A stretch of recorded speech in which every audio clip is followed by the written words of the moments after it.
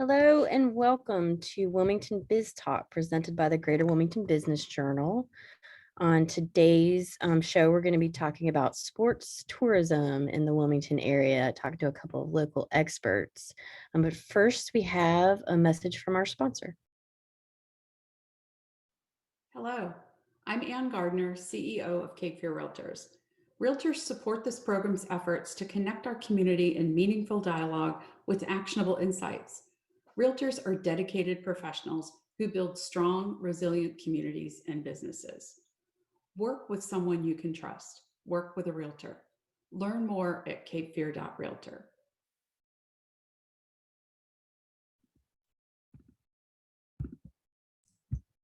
Welcome back. We are here today on Wilmington Biz Talk with Tom Clifford, owner of Without Limits, and a running coach who is also directing next weekend's big marathon.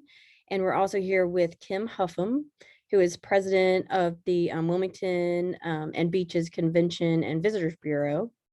And we're going to be talking about how, we're going to be talking about the marathon coming up, first of all, and then also how Wilmington is a place where sports tourism is a big deal and has been growing in recent years.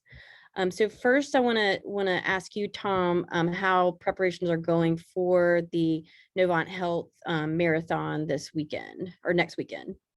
Yeah, thanks for having me on, everybody, and appreciate the opportunity. That things are going great. So far, we have all areas of the city ready to roll. We've sent out notifications for a lot of people on the course, so they're aware that there's going to be traffic issues in the morning. We have almost 3,500 athletes signed up. A lot of people now are waiting to sign up because either weather or travel or the way we've run our lives for the last couple of years, just the uncertainty of things. But we are on track for about 3,400 to 3,500 athletes. We've got a lot of great sponsorship, including Novant Health, who is our title sponsor, and a really cool course that has never been done. We wanted to connect all areas of Wilmington, which starts with our beaches, which is one of the reasons why a lot of people come here, because of the coast, and to our historic downtown. Bringing things downtown is really important for our city. So we're connecting those two and running from the pier at Johnny Mercer's in Wrightsville Beach to Live Oak Bank Pavilion downtown. It's going to be pretty epic race. And it kind of gives people a little idea of how long a half marathon or a marathon is. When you start at Wrightsville Beach and you go downtown, you have to add about 1.5 miles, and then to Live Oak Bank Pavilion is 13.1. And then the marathon goes all the way around Greenfield Lake, turns around at the end of Greenfield Lake past the amphitheater, and goes all the way back around the lake and finishes at Live Oak Bank Pavilion. So that's how long the marathon course is, all the way from Wrightsville Beach. So it'll be pretty cool to see how this plays out.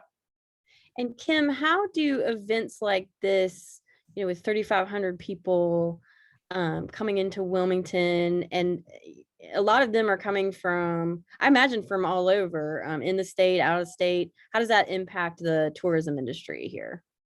Thanks, CC, and thanks for having me as well, part of this conversation today. It's a very important part.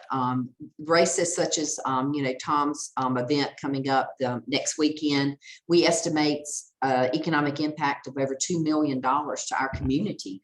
That's new dollars coming in, being spent, people, staying in hotels, eating in restaurants, shopping while they're here, etc. So it's very important.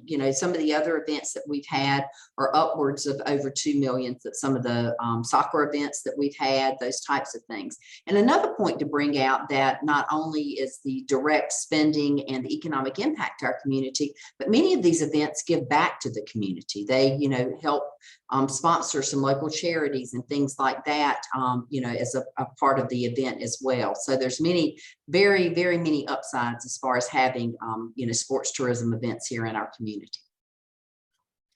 And Tom, you actually started this marathon, correct? Yeah, we started back in 2010 was our first year. So it was a challenge to get 26.2 miles in just the Wrightsville Beach, eastern portion of New Hanover County. we had a course that had over 100 turns, which is not ideal for a good time, but we ended up having good times here because it's a flat course. But we had to really think outside the box. Community of Landfall was awesome. They opened their gates for us, and we had run loops through there. We had run loops through Autumn Hall. We had done out and backs in repeated areas and made it work.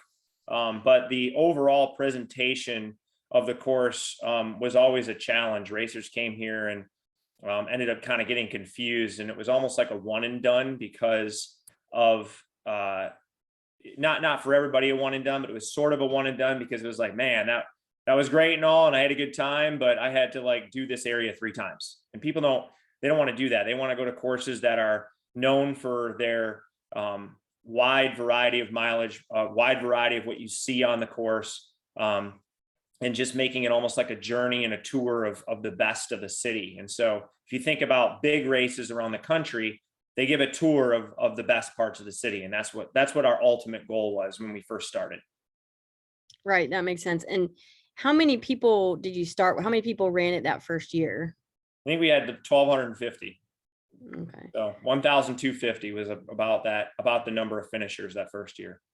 So it was a learning process. I mean, we barely got that race approved. I remember when we were trying to find a course, and it was just a challenge to even get it off the ground. But after the first year, we were able to donate some money back to charity. And each year we've donated anywhere between $25,000 and $40,000 to charity, which a lot of them are volunteer groups that give back to the community, churches, high schools, kids groups, UNCW athletics. Landfall Foundation was a big benefactor for many years. So a lot of charitable organizations will say, hey, we have 20 volunteers who want to come out and work an aid station or work the downtown streets, and they work for 4 hours and we write them a check, or they just help us out for 4 hours and get involved in the race. And so it's a race that needs a lot of support. And when volunteer groups step up, all they have to do is show up and give us some human power, human manpower, and it's a win-win. I think both of you could answer this question, but I'll start with you first, Kim. How do events like this that grow over the years help with attracting even more events and more people coming to Wilmington to visit? Well, I think you've seen, our community is very sports minded. We have the climate, we have the facilities to do these types of events, and people just love to come here as a whole for our destination. As Tom said, we see many of those that come in for his event. They come in 2 or 3 days prior, they stay longer, they bring their families. We see this with some of the other events that happen. Some of our youth sporting events, such as the soccer tournaments, they bring in entire families that come in. And so it's good for the area. And we hope that once they experience the area as a destination and they come in and get to enjoy our area, that they'll come back in the future and that the events will grow. We've really seen that. And, as the events grow, we understand that they are a very important part of our tourism mix here in our community. And Tom, have you seen that your marathon has led to even more events, or what do you think about its impact? Yeah, we have a couple of races that impact the city. We also put on the Parkway Subaru Battleship Half Marathon in the fall, which is another big, it's about a 2,000 person race that happens in early November. And so we ended up taking that race over a couple of years ago from a guy who put it on for many years and had a lot of success with it. But the Battleship, North Carolina is an amazing tourist attraction. And so people come here and they put on a Battleship shirt and they get to run past the ship, and it's kind of all about the ship theme. So Wilmington has so much to offer, and the marathon is just a different vibe. We try to make the vibe of the marathon just different from the Battleship, but both races play off each other. And the challenges to put on an event in the city and in the streets are huge. It takes an enormous amount of resources, lots of police, lots of coordination between the city and the county and our emergency management. We were just on a call today, getting everybody on the same page, Parks and Rec. And there's a lot of costs too. And so, when people are searching, we try to keep our costs moderate so people can afford to come here and they want to come here. But what I've seen is that the growth overall had been great until COVID. COVID sort of put a huge, it sort of took our momentum, a train that was rolling, and just sort of cut it off for a while. And now we're trying to get that train back going again. We're trying to get people fit again, people back motivated to get in shape.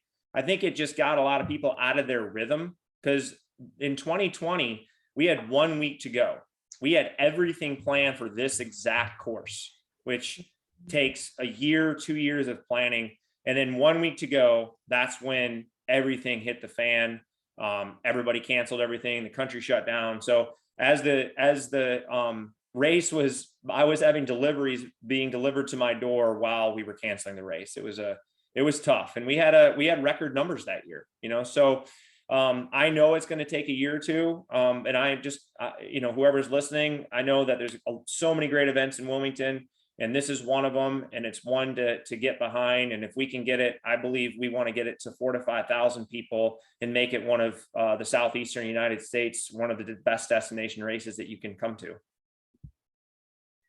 Do you think had it not been for COVID, it would have gotten to that 4,000 or 5,000 mark sooner? Yeah, it's hard to say. There's a lot of great races around the state. There's a lot of great events that happen. Everybody's kind of going in all these different places.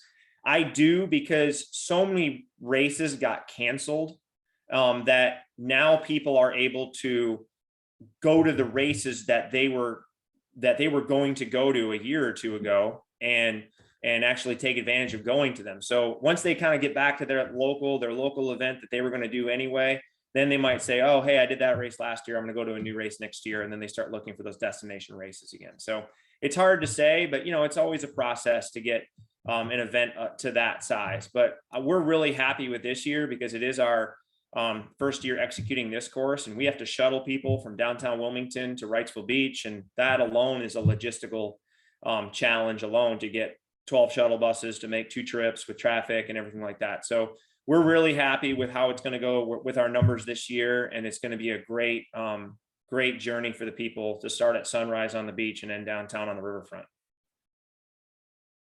And Kim, can you talk a little bit about how COVID might still be affecting the tourist industry, as we continue to deal with it here in Wilmington? Yeah, we've actually, right now, we're still doing well. I mean, COVID has definitely affected the way people travel, where they stay, those types of things. We've been one of the fortunate destinations that with COVID, with having our beaches, with having the rentals, those types of accommodations, that people have still come. I mean, our occupancy tax numbers are record breaking right now. So we still have the visitors coming in, like Tom said. We're starting to see our events, the numbers starting to grow on those. And just wanted to add a little bit to Tom's point about growing these events. We just finished working with a consultant, and we did a sports tourism strategy. We really don't have sports tourism campaigns, but we do have a new sports tourism strategy that we will be working with our sales team and also our marketing team here at the CBB. And one of the things that really came and rose to the top was working with local events to help them grow. So Tom can attest, we've reached out to his group. We've reached out to some of the other larger events that are going on, and wanted to look at how can we help these events grow and bring in more people. Because one of the challenges is, as he was talking about, is street closures, for instance, and the inconvenience sometimes that these events can cause our local residents. And we want to help, if you have a marathon, whether you have 100 people or you have 1,000 people, you still have to close the same streets. So if we can help grow the existing events to get to those numbers that he alluded to the 4,000 to the 5,000s, it really doesn't have that much more impact on our area. And we're hoping that'll be more, resident friendly as well as visitor friendly. So again, we're working hard with our sports strategy. Our leisure side from COVID has, come back strong, and sports is coming back. We're seeing some very successful cheerleading events that have had really good numbers. As I said, our soccer tournaments, some tennis tournaments, and those types of things. The numbers are good on those as well. So we're very optimistic about where we're heading, especially on our sports tourism side. And we feel like with this new strategy that we have going on, that we'll really, hopefully see in the next few years some real leaps in that area. To Kim's point, I want to tell her thank you for sure. The Wilmington CVB and the Visitors Bureau has helped us. They're running some ads I've seen on social media campaigns, which is amazing. It helps us and it helps the awareness, and it really joins the Wilmington community together. But to Kim's point, closing the streets, hiring proper medical and law enforcement, and putting cones out and traffic control for an event like this, and also can attest to the fall Ironman event. It's an upwards of $50,000+ to do this type of traffic control, if not more. So it gives people an idea. They don't realize how much it costs. People think, well, it's just some cones out. It's not. It's thousands of cones. It's thousands of dollars. You got to pay law enforcement. They want to be out there, but they're not going to be out there for free, And so when we have 2,000 participants, it doesn't pay for the race. You have to have 3,000 to 4,000. You have to have sponsorship. You have to have businesses that are they want to put their name on it. They want to be there. They want to support it. They've got employees that want to get involved. And I can say when I was a kid, we had the Fifth Third Riverbank Run, which ran downtown Grand Rapids. I don't know exactly who the sponsor is now, but Grand Rapids, Michigan. It was one of the biggest 25Ks, and it's been going on for years. And my parents took me down to watch it because it was only a mile from our house, and we'd watch it all the time and watch all 8,000 runners come by. And it not only helped the runners for us to be out there, but it ingrained in my head as a young kid that this was cool. This was what people did, and they were healthy and they got fit. And my dad ran it, almost every year. And so now me and my sister run it, and now our kids will probably go home and run that same race just as a destination race. So it ripples through the community. And that's what I put in my press release, that whether you're a volunteer, whether you're participating, or you just get a traffic notice and you're like, what is this? Well, step outside your house and go watch it, cheer on the runners for a half an hour, 45 minutes, let the race pass by, and you might get inspired, or you might change a kid's life, or you could go downtown on Friday night and have your kid won the free 1 mile run. There's so many things that it does that are positive. So thanks, Kim. Okay. And then my last question for you guys, and you guys have already touched on this question, especially Kim, when you're talking about the sports tourism strategy, but what do you think Wilmington needs, maybe infrastructure wise or policy wise, that would help bring in even more events related to sports? And if you want to start, Kim, with your answer. Well, part of our strategic plan and part of that process was to do an evaluation of what we currently have. So our goal right now, it's expensive. It's expensive to build these mega sports facilities like you see in some other communities and that type of thing. So what we're going to try and focus on instead is finding those that fit us, fit what we currently have and what are in the plans with us, instead of, it's not always you build it, they will come. You can overbuild in those types of facilities. There are only so many events that happen, and to be able to, and that's why we wanted to look at helping those events that are successful to be even more successful, that are already here and set up. We know that, we're a perfect location for the triathlons. There's no doubt, we've got the facilities for the biking, for the running part, as well as, of course, the water. Not everyone has that to be able to do that. We look at things such as beach volleyball. Not everyone has a beach. We look at that because of our weather that we can have year-round youth sports and activities. So instead of looking at really what do we need, we're trying to be able to utilize what we have and grow from there. And to that point also, of course, we're excited about the improvements that are being made over at the soccer facility, and where it will be able to hopefully bring in some more soccer tournaments and some higher level tournaments as well, working with those. And I can add to Kim's point too with that. While the idea is in my head, we've done a great job with the Cross City Trail. Wilmington's Cross City Trail has made drastic improvements to connect different parts of the city that cross and connect the parks. The one thing that is really on my alert on my radar is the new railroad trail.